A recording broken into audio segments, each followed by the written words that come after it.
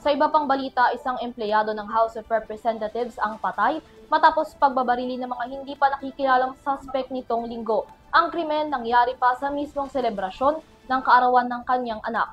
Ang iba pang detalye alamin sa report na ito.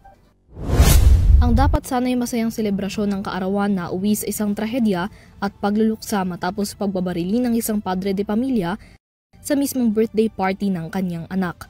Ayon sa Quezon City Police District o QCPD, ganap na 2:55 ng hapon nitong linggo ika-15 ng Hunyo nang mangyari ang krimen sa loob ng birthday party venue sa isang subdivision sa Commonwealth Quezon City. Batay sa inisyal na investigasyon, dalawang hindi pa nakikilalang suspect ang pumasok sa loob ng venue at malapitang binaril ang biktima.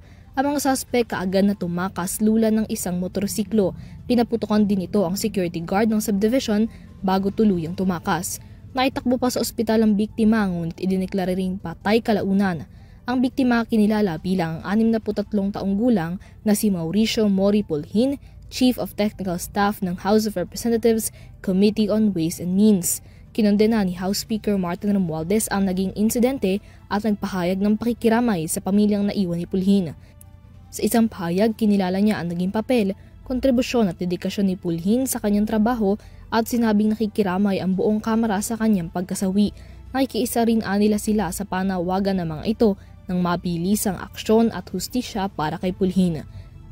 Patuloy naman ang ginagawang investigasyon ng mga otoridad upang matukoy ang posibleng motibo sa naging insidente habang kinakalap na rin ang lahat ng kuha ng mga CCTV na maaaring makatulong sa investigasyon. Sa ngayon, nagkasana ang QCPD ng isang Special Investigation Team para sa madali ang pagtukoy sa pagkakakilanlan ng mga suspect maging sa pagkakaaresto sa mga ito. Para sa EuroTV News, Mia Layagin, sumasaludo sa bawat Pilipino.